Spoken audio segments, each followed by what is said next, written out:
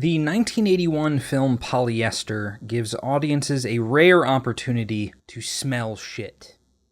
The film incorporates a scratch-and-sniff odorama card that syncs certain scents with the film. The gimmick had been used before to make audiences smell some nice things like flowers or baked goods, but what John Waters understood is that what people really want is to smell something terrible. A technology like that can't just be used for the nice things. Like a car accident you can't look away from, humans are more tempted by the seductive allure of the opportunity polyester allows.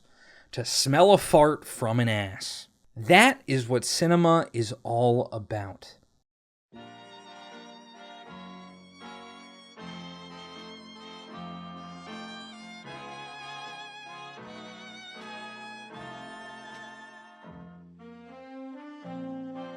Salò, or the 120 Days of Sodom, takes place sometime around 1944. It's the middle of both World War II and the Italian Civil War in the Italian Social Republic, more colloquially referred to as the Republic of Salò.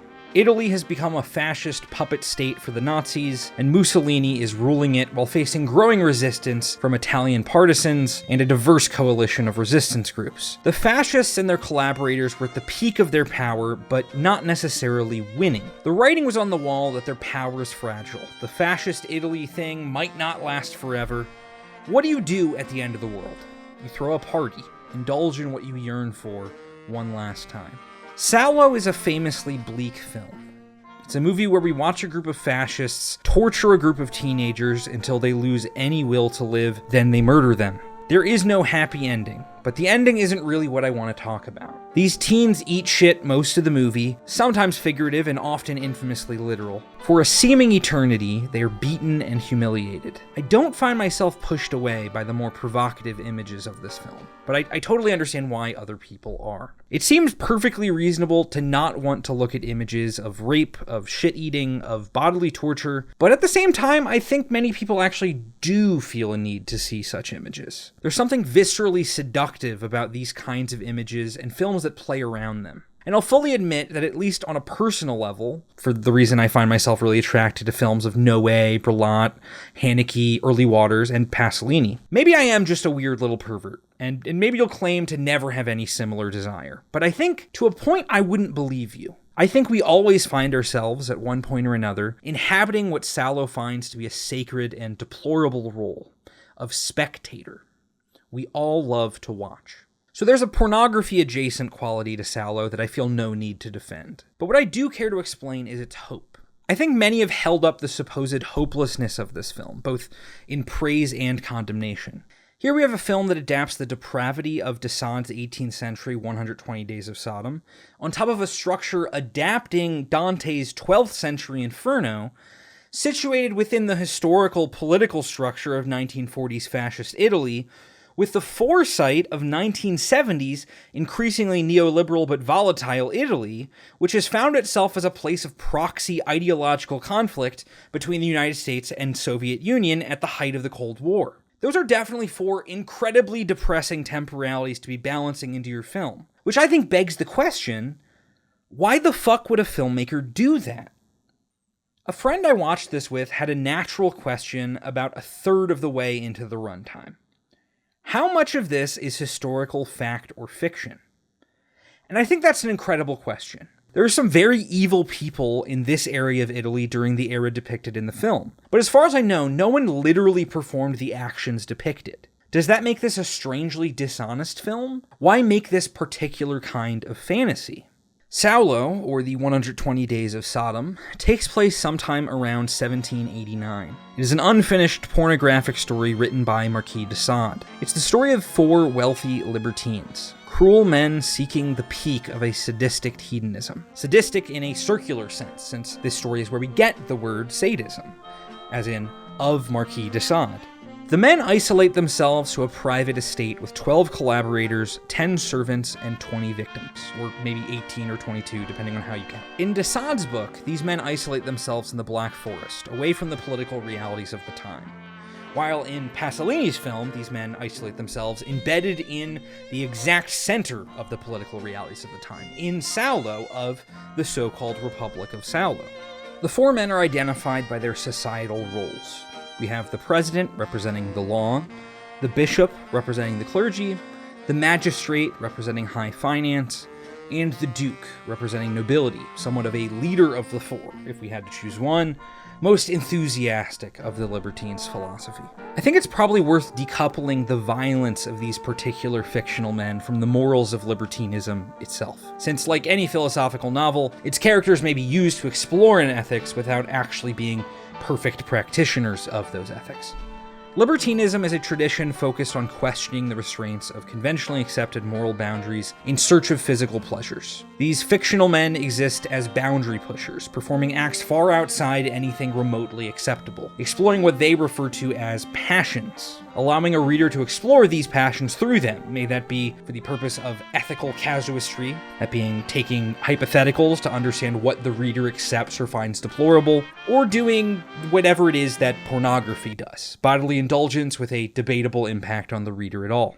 de Sade's book is pretty bare bones in that it's unfinished. We have a strong introduction, an outline, and details filled in sporadically. I suspect based on whatever de Sade found most worth personally indulging in.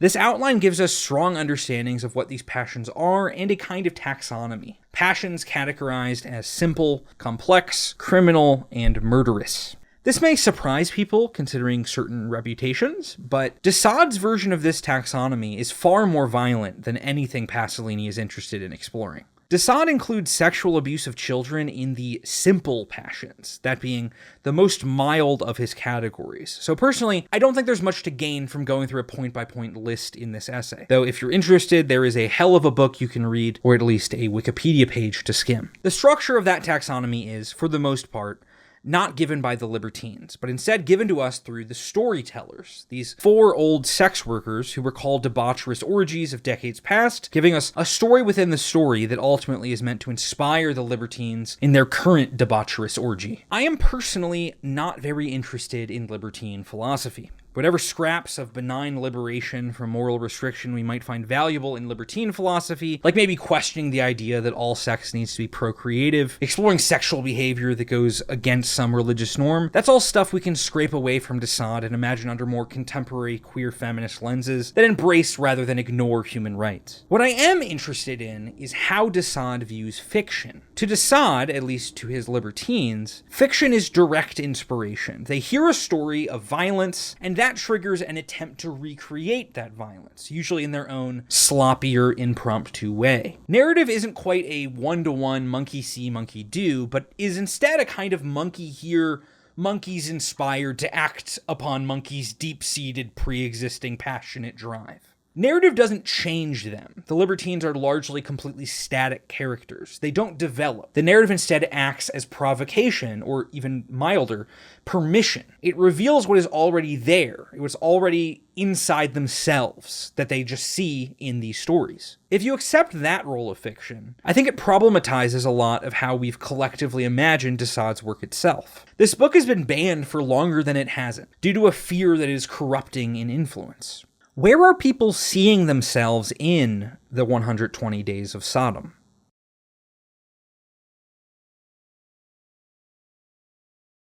Kiki's Delivery Service is a 1989 Japanese animated fantasy film written and directed by Hayao Miyazaki. It follows a young girl named Kiki, who is a witch on the verge of independence. She's going out on her own for the first time, hopping on a broom and flying out to find a new place to live and, most critically, to work. She starts a witch delivery service, that being a service run by a witch, not a delivery service that delivers witches. She happily succeeds doing the thing she seemingly was born to do, living the cliche of loving what she does for work and therefore never working a day in her life, until she gets burnt out. The strenuous work she's doing eventually exhausts her body and alienates her from her friends and family. Her depression keeps her from her friend Tombo. She loses the ability to talk to her dear talking cat Gigi, and ultimately loses the ability to fly at all.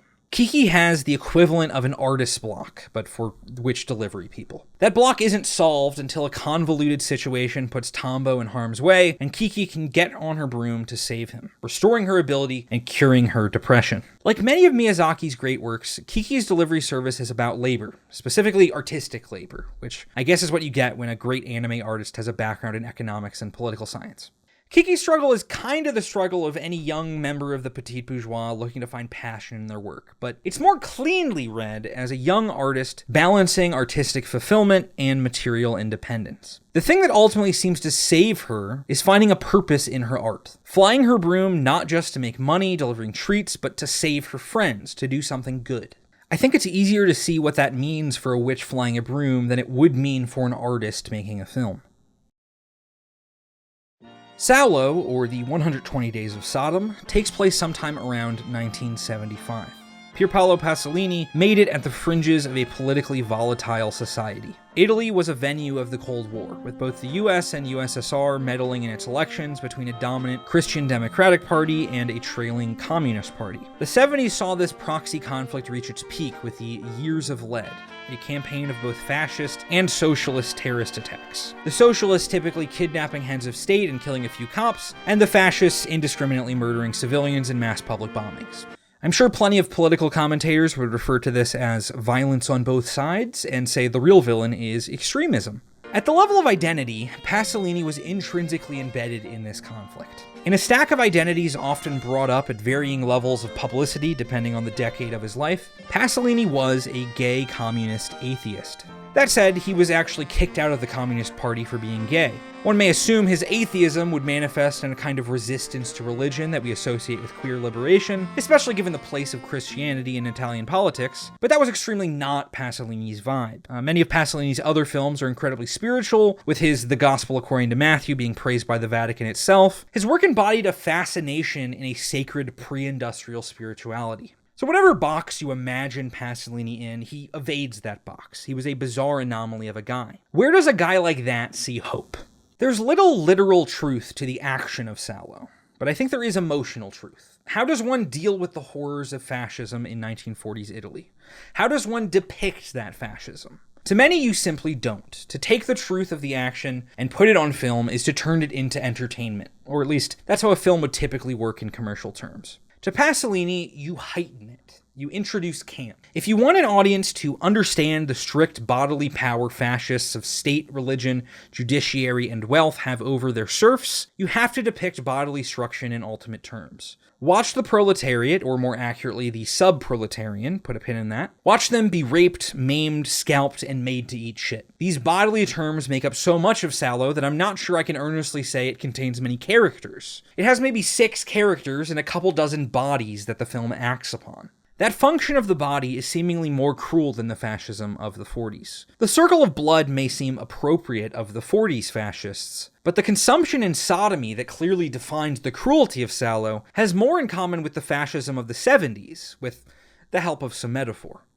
In Salò, we see that violence split into 3 circles. The circle of manias. This circle is where power is established, by violence, but mostly not violence aimed at the victims themselves. The victims are made to watch the studs rape a daughter of one of the 4 libertines while the libertines laugh. They're shown the corpse of an attempted escapee, and they're forced to pretend to be dogs, crawling around naked on all 4s. The circle of shit. This is the coprophilia part. Everyone eats shit.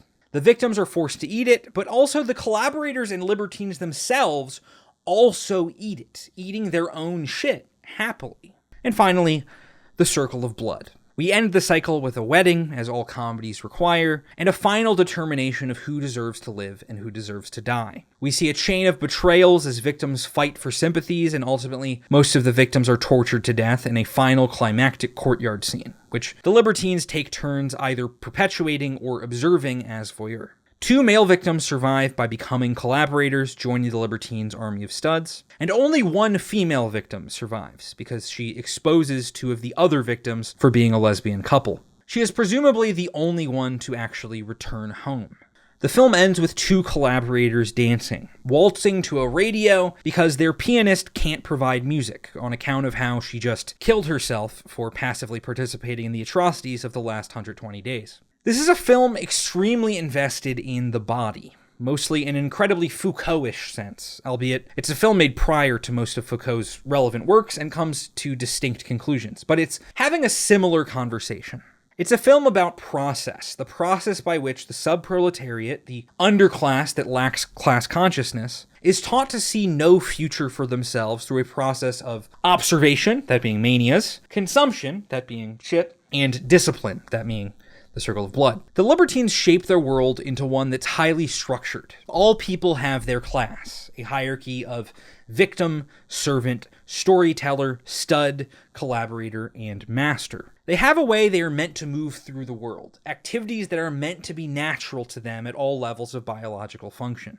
The biopolitics of the film are less visible in the murder and kidnapping than they are in the shit. The consumption and sodomy function as a digestive bookend, a collapsing of typical human function under this new, designed fascist way of being. You will eat shit and get your shit pushed in. And the difference between who gets to live and who dies is who accepts this as the new normal. I personally rarely want to know what artists think of their own work, but I find it incredibly interesting that, to Pasolini himself, the eating of shit was a metaphor for processed foods, this industrialized foodstuff designed as the new normal, albeit it feels a little too RFK Jr. to accept that fully on his terms. I prefer a more culture industry-oriented reading of this kind of consumption. The shit to me is commercial art as much as it is food. It's your Marvel movie, your Mission Impossible, your live-action remake of a children's cartoon. Not to say that those are bad things. You can check my letterbox for praise of most of that stuff. Just that they have a role in a societal structure meant to build hegemony. May that be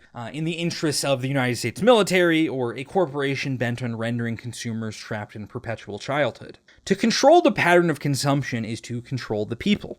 So what is resistance to that? How does the body engage in counterpower? There's one moment the body becomes subject rather than object in Salò, the death of Ezio, a result of that chain of betrayals in the circle of blood. One of the victims rats out another to the bishop for a minor infraction, starting a chain of later victims exchanging information on other victims' infractions to weakly argue for their own safety. This chain ends with Ezio, who actually isn't a victim but is a collaborator, though secretly unwilling, and a man who has committed the crime of loving a black woman who works as a servant at the compound, a crime that would have been tolerated had it been less consensual and done in the presence of the libertines. When Ezio is discovered, rather than continue the chain by ratting out someone else, perpetuating the proletarian cannibalistic self-surveillance, he chooses to stand against the libertines, revealing himself to be a socialist with a salute. The moment is shocking, not only because it's at odds with the selfishness of the preceding actions, and not only because Ezio is supposedly a collaborator and not a victim, likely having been unwillingly drafted into the Italian military and remained quiet for his own safety. But it's shocking in being the only meaningful resistance the libertines see the entire runtime of the film. The libertines are as shocked as the viewer, stuttering in their plan to discipline Ezio, and, after that pause, ultimately awarding him the quickest and most painless death of the film. Where the other victims are simply bodies to the libertines, Ezio was something much more thought-provoking, a threat. My fear with Ezio's death is that it's more self-flagellation than hope. Does Pasolini want to defeat fascists, or does he mostly just want to die fighting? I can't personally tell from the scene, but I think it's clear that the fear the fascists have is of organized, worker-united resistance. Ezio has to die as soon as physically possible, else they risk that organizing. It paints an image of fascists that is, even at maximum bodily authority, depravity, and cruelty, exceptionally fragile. There will always be more of us than there are of them, making the challenge of the socialist body, even the singular, naked body of Ezio, a threat to the status quo that fascist violence is meant to perpetuate. Speaking of bodies, why are the men in this movie so hot? Pasolini is no stranger to sexually charged cinema at this point, having just finished his trilogy of life a few years earlier with the Decameron, the Canterbury Tales, and Arabian Nights, which all deploy sexuality in a way that is, for the most part, a source of joy. Sex is explored as a way of expressing transgression, specifically a sexual transgression. The bodily exploration extends to shit jokes as a source of comedy rather than cruelty in those films. In casting his films, Pasolini had a real reputation in the men he casted for their particular brand of twinkishness. The Pasolinian boy, that is a term. That actually extends to Salò in its casting of Franco Merli, who plays the role of the victim awarded the honor of having the most beautiful buttocks of all the victims. In Salò, sex isn't literally sex in the way it was literally sex in the Trilogy of Life. Sex functions as a metaphor for power relations, as does shit. Except How can art ever cleanly be one thing like that? How can a film with this much sexuality not comment on literal sexuality? Especially if we're pulling from Desaad, who is more interested in the pleasures experienced by the perpetrators than he was with the system of hegemony those perpetrators were creating. I think it stands to question what exactly the pleasure of these libertines is doing in this film. Salò is a homoerotic film, and that seems to be a problem. The libertines embody, under one limited lens, a kind of queerness. Their preference extends often to men and universally to sodomy, an unnatural kind of desire, quote unquote. Is it not deeply problematic to label fascism as homosexual? Is Pasolini not repeating the sins of the night porter of the year prior when he depicts a gay marriage amid a black mass in his circle of blood? What does the image of a gay Nazi do? And what if those images are kind of hot? The collaborators, the studs in particular, are a gay masculinist fever dream, just a few protein shakes and steroids away from a Tom of Finland painting. Interestingly, the leaders are not. Like, they are definitely misogynists. They're often gay, politically aligned with the particular niche of the gay masculinists. But they're weak. In physique, they're less stud and more Cialis commercial. They don't dress militant, they dress civilian, well-kept and formal, though sometimes cross-dressing. They're guys who are kinda like Pasolini, albeit evil fascist versions of Pasolini. 3 of the 4 libertines are actually played by personal friends of Pasolini who had no notable acting experience prior to the film. The guy who played the magistrate was a newspaper writer. The bishop sold clothing in Rome. These are some typical white-collar guys, chosen for their academic disposition. Their queerness, at least by our standards — of course, queerness is a socially situated term. Their actions, like sodomy and certain gender preferences, are definitionally not queer in the world of Salò, but are in our own. Their queerness does 2 things for me. For one, I find it revokes a queer audience's comfort in imagining themselves incompatible with fascism. The historical reality of gay Nazis is complicated, but they did definitely exist. LGBT people are not exclusively found as victims of fascism, past and present. The killer inside of you is the killer inside of me. We are all capable of this evil. For another thing, it allows a straight audience to more clearly see the construction of hegemony. We need the gay sex, the black mass wedding, the platters of shit, because if the movie had simply fed you the white picket fence, husband, wife, 2.5 children, and a McDonald's Big Mac, etc., you might not have noticed that you're eating shit. Kiki's Delivery Service takes place sometime around 1950, though not any 1950s our parents or grandparents may have experienced. Where Salò is overflowing with time, Kiki's Delivery Service exists mostly outside of it. In this 1950s, World War I and World War II didn't happen. The rise of fascism didn't happen. Salò didn't happen. How is it that we all see ourselves in Kiki? Her story of overcoming burnout feels familiar to anyone who's ever enjoyed their work, but come to realize that that doesn't necessarily mean it's not work. But also, no one has ever had a job like Kiki's. No one lives like Kiki. Her world is so uncomplicated. She moves to a new city and is immediately gifted a place to live. Her natural ability to do what she does for work is completely supernatural. No postal worker or Amazon delivery truck driver can do what Kiki does, despite her job being technically very similar. Her joy is in an exaggeration, a heightened version of what it could be to love your job, to have a job made for you. Somehow, we see ourselves in this heightened image of a laborer, or at least I personally do. The image of Kiki collapsing into her bed after a long day's work repeats in my head every time I exhaust myself doing this kind of work. Creative work that I enjoy doing, but it is work. I don't tend to see myself in Kiki at the end of the film. The Kiki who bounces back better than ever, the Kiki who finds community, who finds purpose and centering her work in that community. I love the fantasy of that life for Kiki, but it feels so convenient to me, too impossible, too far from anything I've found for myself. Part of me wonders if Miyazaki sees it as impossible too, and maybe that's why he placed Kiki outside of time. When I see Kiki bounce back at the end, I can't help but imagine the next time she will inevitably burn out. The inevitable cycle of pain that is embedded in a world that extracts value from your body and destroys it in the process. But Kiki exists outside that cycle. Does Kiki's story help us see a way to that other world, or does it trick us? Is it fooling us into thinking we already live there and not here? Salò, or the 120 Days of Sodom, takes place sometime around 1321. Dante Alighieri wrote it in exile, fleeing the Black Guelphs who had come to power, embedded in political conflict concerning who exactly gets to rule in northern Italy. Dante writes himself taking a journey through hell to redeem himself, reunite with his lost love. That trip through hell is obviously much more memorable than the two parts that come after it, so it's the only part that makes its way into Salò. Punishment to Dante is less revenge than it is simply upholding the agreement the sinner made when they chose to sin. It's a fulfillment of a promise made with oneself.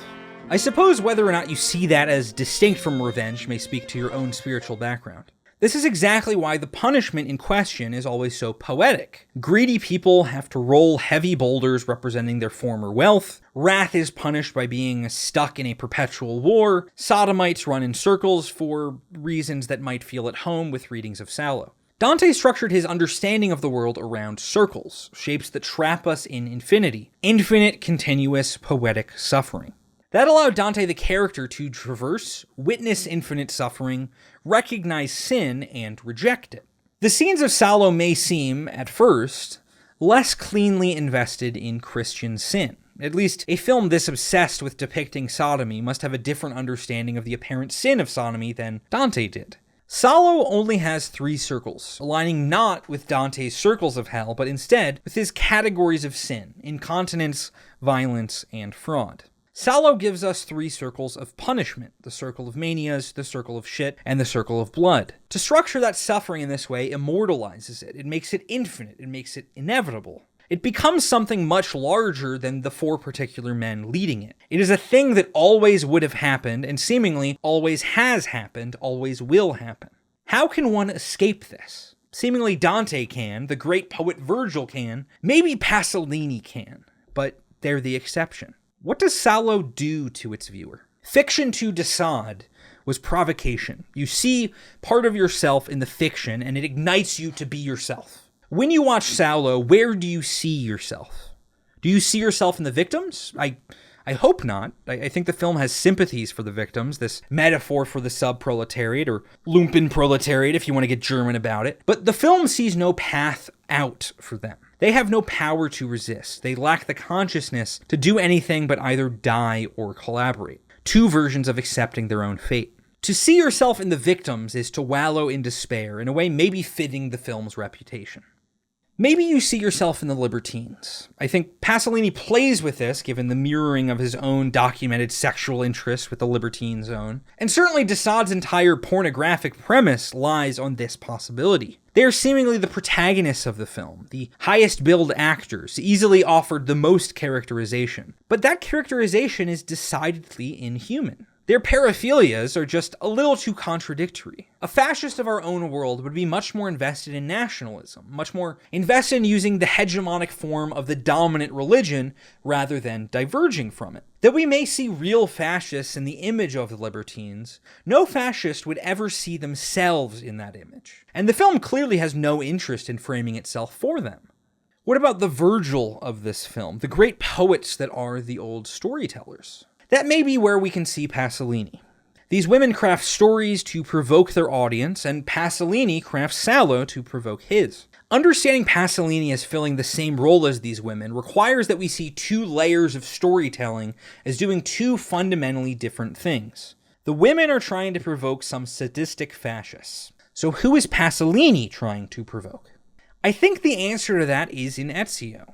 Ezio is not a loud and proud communist. He's a distinctly quiet one. He didn't choose to confront the fascists. He chose the quieter, seemingly safer option of unenthusiastic collaboration. His only real goal was to survive. He was complicit until he couldn't be. His death feels so especially tragic because it feels wasted. Prior to his death, the only resistance we see the libertines face is non-confrontational. It's justifiably selfish attempts to run away, which the libertines don't hide from the other victims. They openly tout the victims' corpses out as proof of consequences for desertion. But they hide Ezio's death. They don't make any example out of Ezio. What would have happened if the Libertines had faced Ezio's resistance in the open? What if he had openly called upon his fellow collaborators to turn on the Libertines? Even if he had been gunned down, he would have given the victims a martyr instead of a dead runner. What would his story have done? If I had to guess, I'd assume Pasolini saw a lot of himself and wrote a lot of himself in Ezio.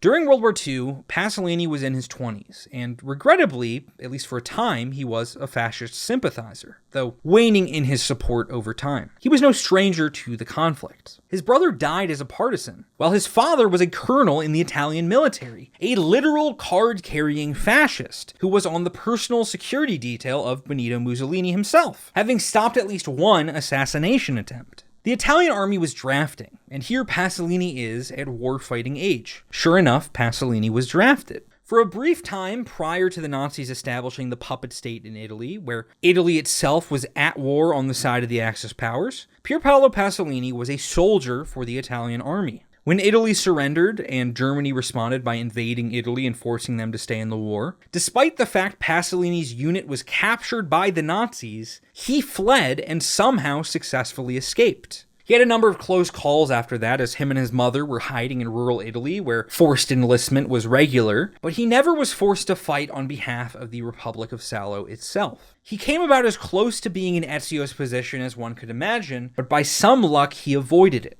It's so interesting to me that the thing that forces Ezio to reveal himself is love. More specifically, an earnest, straight, and interracial love. That is, in the Libertines' reality, the queerest expression of sexuality present in the film. Thinking of queer again as a socially situated term. It is his queer desire that reveals him to be an enemy to fascism, really problematizing the role of queerness in this narrative. To return to my thoughts about gay Nazis in a circular sense, I think it'd be a lot easier to be a gay Nazi than a queer one. So that's where Pasolini may see himself, but Ezio is such a small character in this film, I find it impossible to connect with the film through only him. The lack of any clear protagonist instead points at an interesting alternative. When we watch Salò, we connect only with our own role as witness. We view Salò and we view ourselves viewing Salò. We watch a lot of other people watch. Spectators of the storyteller's stories. Collaborators watching from the periphery. The Libertines themselves watching from their throne. I think that core is arguably the most alienating thing about Salò. If you find yourself connecting with the victims, you're experiencing the better part of 2 hours of absolute pain and dread. If you find yourself reflecting on the film, seeing yourself and seeing sight, you're in for a more contemplative and rewarding watch.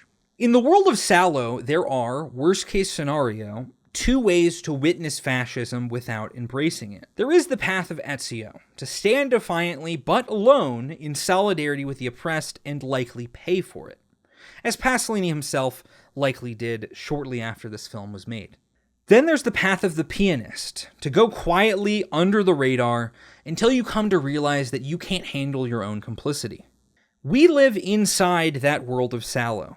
But unlike any of the characters of Salò, we have watched the 1975 film Salò or the 120 Days of Sodom. We see the machine from the outside. We can understand that we are trapped in a machine built to manufacture consent for its own existence. Does that help us defeat it? Does that help us escape it? If there is no way out, it's fiction that only gives us permission to suffer. Watching Salò means watching ourselves, seeing your own suffering, which doesn't make that suffering hurt any less.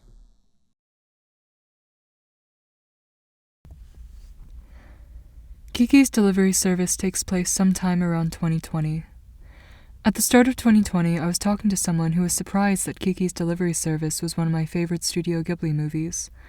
I was equally surprised at his surprise, but he explained that the ending was so sad to him. Kiki goes through all that she does, and she still can't talk to Gigi at the end. To him, this meant that her journey was incomplete, that she hadn't restored herself completely, that, to some degree, she'd failed. Though I disagree with his interpretation that she never speaks to Gigi again, I want to take that reading of the ending seriously. Despite the upbeat song, the montage of her smiling, supportive friends and family, and her optimistic letter to her parents, the film never resolves the structural antagonistic force that Kiki faces from the start. Though the contrivances of her world allow it to be softer and kinder than the harsh realities that most of us experience, Kiki still needs a job to pay for food. She still exchanges her labor for housing. We can imagine a world outside of time, a world with witches and talking cats and flying broomsticks, but we can't imagine a world without capitalism. This is, in part, simply a matter of the kinds of stories Hayao Miyazaki seems to be interested in telling. Towards that end, I want to offer another read on the uncomplicated nature of Kiki's world.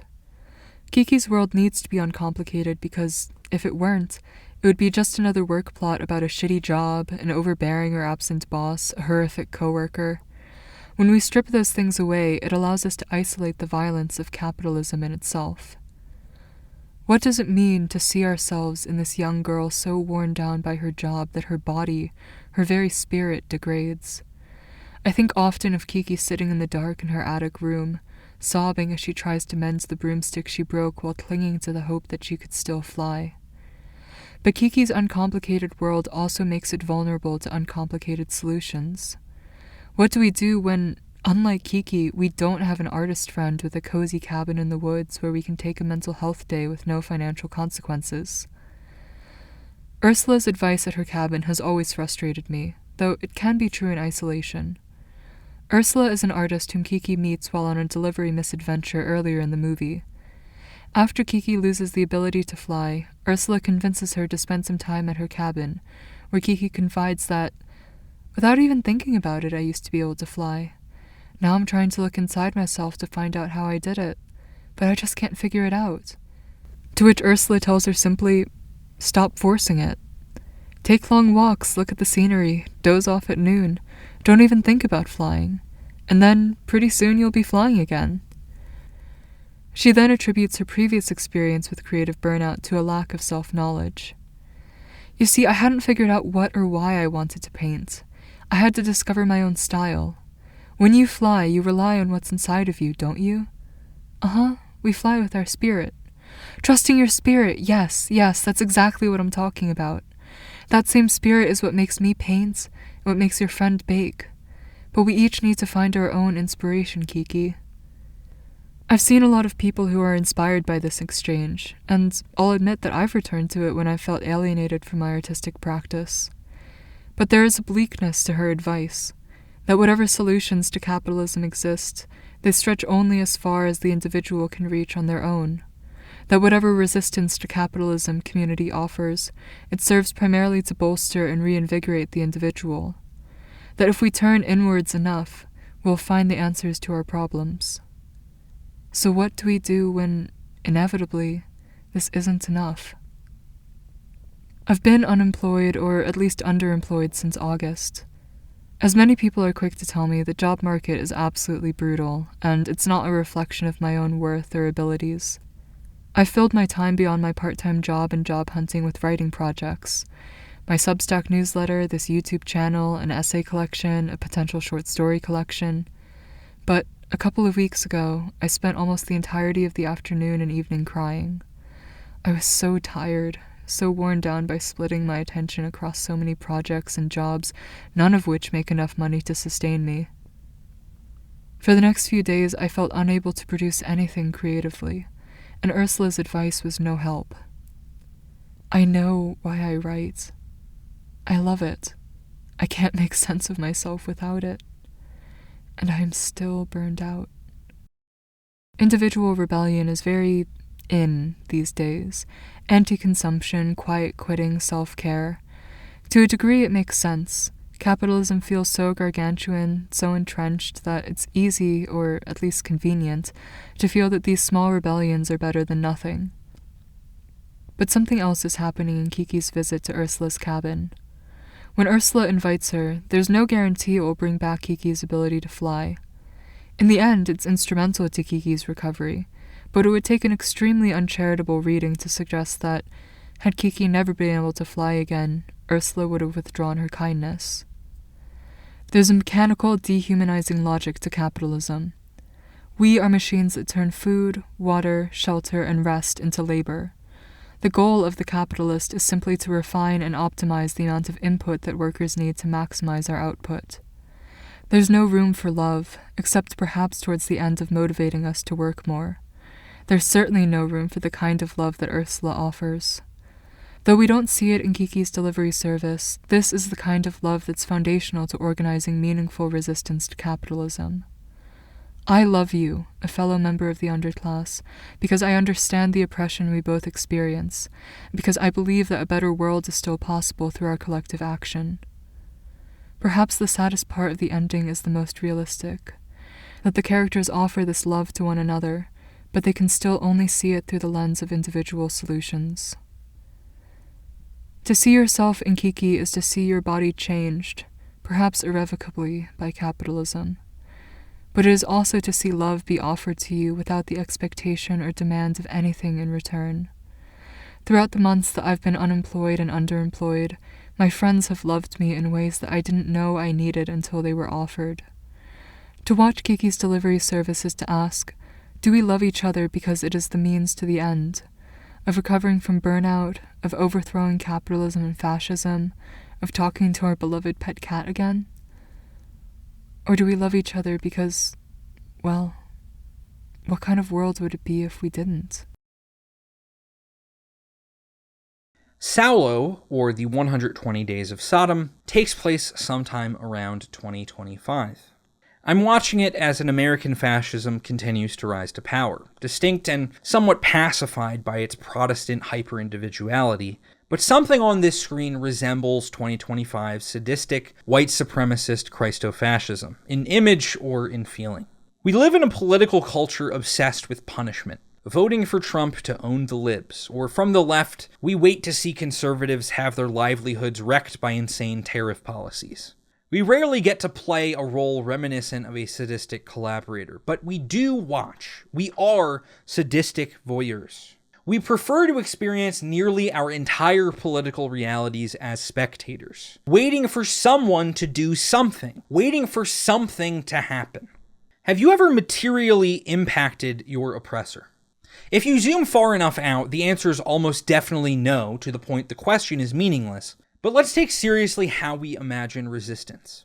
Maybe voting is something. I think it's a waste of my energy to suggest voting is somehow bad, but it hasn't been enough. It hasn't worked. Have you been boycotting? I have, but voting with my dollar feels bleak, much more bleak than even voting with my vote. If I stop eating shit on a plate served by Target in favor of a plate served by Costco, I am still eating shit. How can we remember how to fight together? The systemic critique of Salò is that we live in fascism's perfect machine, that being a machine built to keep us defined by our passive consumption. Aside from our insistence that active consumption must exist as praxis, whose collective action primarily consists of shaming our fellow consumers for consuming incorrectly, our capacity to imagine politics as a collective phenomenon seems almost totally gone. The closest we've gotten recently, though mostly very benign, were the encampments, a collective and mimetic kind of resistance, and that was terrifying, seemingly to both fascists and to liberals. Even among people who, by all accounts, oppose fascism, even that particular militaristic, genocidal fascism that the United States is supporting Israel and perpetuating, a collective effort opposing it is nightmare fuel, a cause of political instability, of extremism. It feels like if a new batch of concentration camps open up tomorrow, no partisans will come to liberate them. Instead, we'll be busy arguing whether or not we should call them concentration camps, caught shaming Instagram models for buying toothpaste complicit in their construction, maybe loudly mourning what the world could have been like if Bernie had won. We're in the world that Salò built. We can't imagine beyond that. The closest we can get is acknowledging that we can't imagine beyond it. Watch ourselves fail and know exactly why. I still believe that we can save each other. But I'm not